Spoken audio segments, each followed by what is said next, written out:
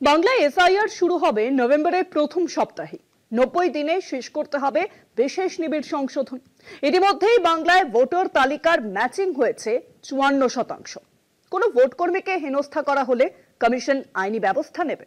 নির্বাচন কমিশনের তথ্য অনুযায়ী অনুপ্রবেশকারী ভোটারের কিন্তু খোঁজ খবর মিলছে না।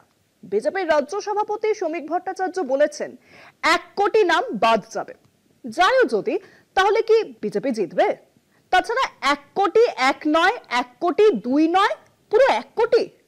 শ্রমিক বাবু এত নিশ্চিত হচ্ছেন কি করে? বিজেপি অফিসে কি ইতিমধ্যে লিস্ট তৈরি হয়ে গেছে?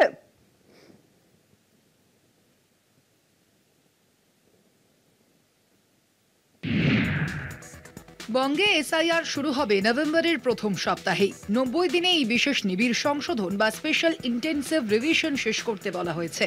দেশের মুখ্য নির্বাচন কমিশনার জ্ঞানেশ কুমারের নেতৃত্বে কমিশনের 3 সদস্যের ফুল বেঞ্চ এই ইঙ্গিত দিয়েছেন। 2026-এ পশ্চিমবঙ্গ, অসম, তামিলনাড়ু, পুদুচেরি এবং কেরালায় বিধানসভা ভোট। এসআইআর শুরু করতে প্রয়োজন হলে এই 5 রাজ্যকে বিশেষ অগ্রাধিকার দেওয়া হবে। এসআইআর এর প্রস্তুতি পর্ব নিয়ে এই 5 রাজ্যে শেষবার নিবিড় সংশোধনের সময়ের ভোটের লিস্টের সঙ্গে বর্তমান ভোটার তালিকার ম্যাচিং ও ম্যাপিং এর কাজ কতটা এগিয়েছে সেটাও খোঁজ নিয়েছে কমিশন। বঙ্গে ম্যাচিং ও ম্যাপিং। এখনো পর্যন্ত বাংলায় ভোটার তালিকার 54% ম্যাচিং হয়েছে। বিভিন্ন জেলায় ম্যাপিং এর কাজ শেষ পর্যায়ে, জানিয়েছে কমিশন। দুর্যোগের কারণে দার্জিলিং ও জলপাইগুড়িতে ম্যাপিং এর কাজ কম হয়েছে। 2002 এর ভোটার তালিকার সঙ্গে 2025-এর ভোটার তালিকা মিলিয়ে দেখা হচ্ছে। জাতীয় নির্বাচন কমিশন বলেছে পশ্চিমবঙ্গ সহ 5 রাজ্যকেই জানুয়ারির মধ্যে এসআইআর শেষ করতে হবে, কারণ এই 5 রাজ্যেই এপ্রিলের শেষ সপ্তাহের মধ্যে নির্বাচন পর্ব শেষ করতে হবে।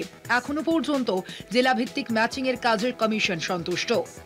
বঙ্গের জেলাভিত্তিক ম্যাপিং: কলকাতা উত্তর 55.35%, কলকাতা দক্ষিণ 52.66%, আলিপুরদুয়ার 53.73%, কোচবিহার 55%, কালিম্পং 65.29%, পূর্ব বর্ধমান 61.56%, পশ্চিম বর্ধমান 40%, মালদা 54.49%, মুর্শিদাবাদ 52.10%, পুরুলিয়া 63%, পশ্চিম মেদিনীপুর 65.69%, দক্ষিণ দিনাজপুর 59%, ঝাড়গ্রাম 52%, বাঁকুড়া 60%, বীরভূম 55%, দক্ষিণ 24 পরগনা 50%, উত্তর 24 পরগনা 42%, নদিয়া 52%।